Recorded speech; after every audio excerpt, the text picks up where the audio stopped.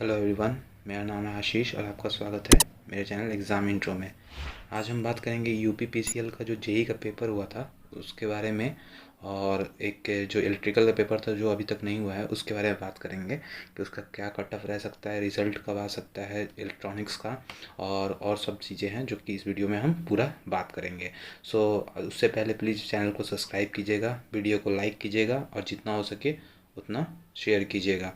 और अगर हो सके तो अपने पढ़ाई में आप इस लगे रहिएगा, क्योंकि जो गैप आ रहा है, क्योंकि ये जो अभी पेंडेमिक चल रहा है उसके कारण जो एग्ज़ाम लेट हो रही है उसके कारण शायद हो सकता है कि आपको एक पढ़ाई में ब्रेक आ जाए, जिसके कारण आगे जो कंटिन्यू करने में बहुत प्रॉब्लम होती है। सो अपने जो प्रैक्टिस है, जो अपने जो पढ़ाई है उसको आप जारी रखिएगा, उससे आप डेविएट नहीं होइएगा। जो हो रहा है वो बाहर हो रहा है, आप घर के अंदर बिल्कुल सेफ़ हैं, बाहर में निकलिए तो मास्क लगा के निकलिए। सो उससे कुछ होने वाला नहीं है अगर आप मास्क लगाते हैं और ज़्यादातर प्रिकॉशंस लेते हैं तो। सो ऐसा कोई बड़ा चीज़ नहीं है। अगर आप प्रिकॉशंस नहीं लेते हैं तब आपके लिए बहुत बड़ी चीज़ है, और साथ ही साथ जो अभी सिचुएशन बना हुआ है वो आपको शायद किसी के साथ भी हो सकता है। सो प्लीज़ आप अपने जो स्टेप्स हैं, आप पढ़े लिखे हैं और अपना अपना जो सब कुछ जानते हैं कि कैसे क्या करना है, सो अपने प्रिकॉशंस को लेके चलिए। और फैमिली के मेंबर्स को भी बताइए कि हमें कैसे कैसे करना है, क्योंकि हम लोग पढ़े लिखे हैं और इस चीज़ को ज़्यादा अच्छे से जानते हैं कैसे टैकल करना है। सो आई होप कि आपको सब कुछ समझ में आ गया होगा। सो आइए चलिए देखते हैं। देखिए, इसमें आपको क्या था कि दो पोस्ट थी, जिसमें कि एक इलेक्ट्रिकल का था, एक इलेक्ट्रॉनिक्स एंड टेलीकम्युनिकेशन का था। इलेक्ट्रिकल में 191 सीट थी, और इलेक्ट्रॉनिक्स एंड टेलीकम्युनिकेशन में 21 सीटें थी, जिसमें कि 3 इयर्स का डिप्लोमा मांगा था इलेक्ट्रिकल इंजीनियरिंग में। इलेक्ट्रिकल अगर आप लेते हैं तो, अगर पोस्ट आप सेलेक्ट करते हैं इलेक्ट्रॉनिक्स, तो उसमें 3 ईयर का इलेक्ट्रॉनिक्स या टेलीकम्युनिकेशन में आपका डिप्लोमा मांगा था। उसके बाद देखिए, आपका जो वैकेंसीज था उस कैटेगरी वाइज आप देखें तो इलेक्ट्रिकल का 81 था, 81 था यूआर का, ईडब्ल्यूएस का 21 था, ओबीसी का 25 और एससी का 60 और एसटी का 4 और आपका 191 था, जो कि टोटल था। अगर हम इलेक्ट्रॉनिक्स की बात करते हैं तो यूआर का 1 था और ओबीसी का 14 और जो आपका एससी का था वो 6 और टोटल 21 था। ये इस तरह से हो जाता है कि ओबीसी का ज़्यादा और ये सब जो दिखते हो आप, ये कभी कभी बैकलॉग्स भी होते हैं। ठीक है, जो पीछे की जो अगर वैकेंसीज नहीं भरी रहती है, क्योंकि उसमें क्या होता है, हॉरिजॉन्टल जो रिजर्वेशन होता है उस कारण से क्या होता है, उस कैटेगरी के बच्चे ही उस सीट को भर सकते हैं, अन्यथा वो सीट खाली रह जाएगी।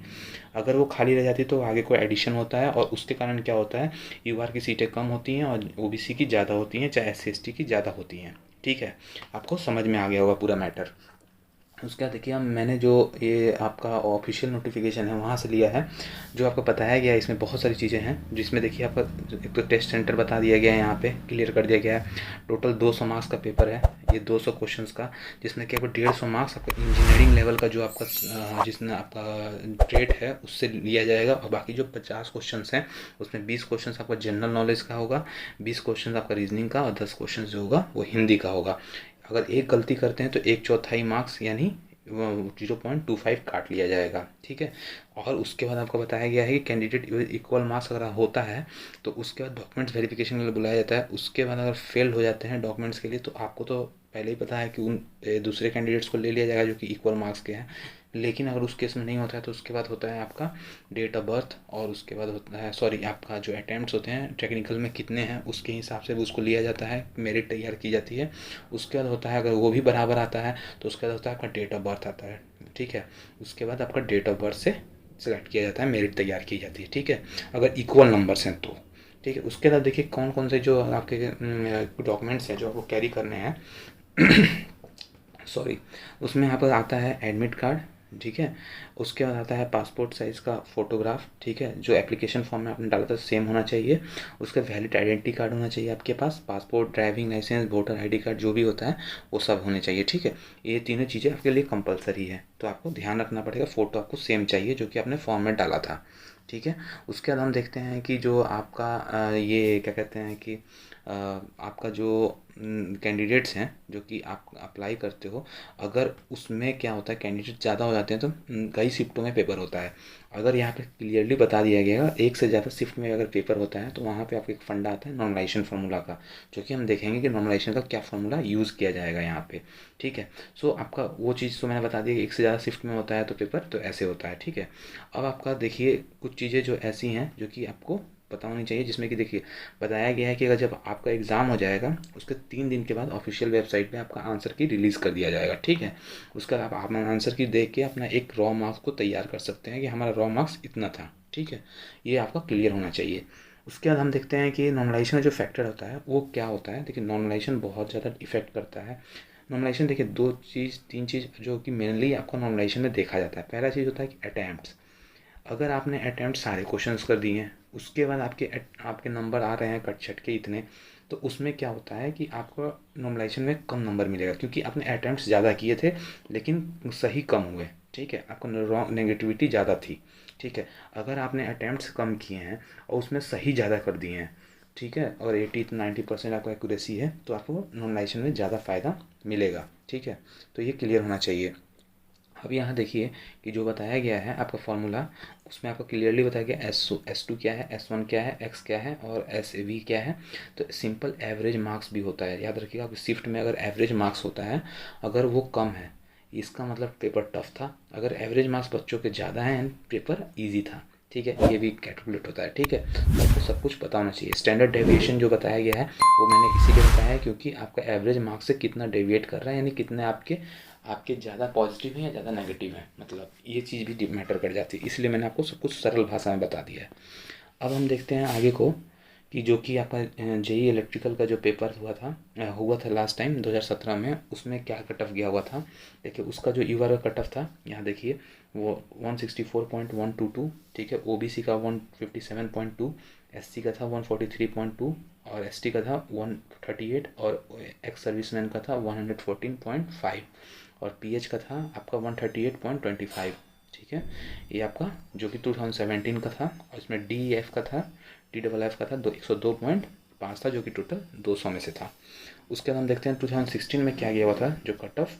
उस टाइम देखिए जो कि जनरल कैटेगरी का था 121.75, ओबीसी का था 117 और एससी का था 106, एसटी का था 92.25।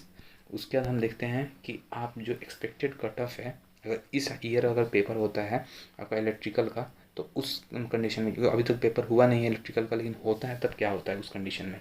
जनरल के लिए देखिए 141 से 146 से प्लस होता है। आप बीच में ही मानिए 145 प्लस अगर आप जाते हैं जनरल कैटेगरी से तो अब नो डाउट आपका हो जाएगा। ठीक है, प्री तो क्लियर हो जाए क्योंकि मैं रॉ मार्क्स की बात कर रहा हूँ, मैं नॉर्मलाइज बात नहीं कर रहा हूँ। ठीक है, तो ये आपको मन में क्लियर होना चाहिए। उसका ईडब्ल्यूएस की बात करें तो 110 प्लस बीच का ही मान लीजिएगा, आप एवरेज मानिएगा और 110 प्लस हो जाएगा तो आपका क्लियर हो जाना चाहिए। ठीक है, जो आपका रॉ मार्क्स होना चाहिए। तो अगर आपका ओबीसी की बात करें तो 140 का या 138 के आसपास हो तो आपको बिल्कुल क्लियर हो जाएगा, उससे ज़्यादा। अगर आपका एससी का बात करें तो 120 के आसपास हो तो बिल्कुल आप क्लियर हैं, 120 प्लस हो तो आप बिल्कुल क्लियर हैं। आपका प्री मतलब पहला जो एग्ज़ाम है उसमें नॉर्मलाइजेशन के बाद आप क्लियर हो जाइएगा।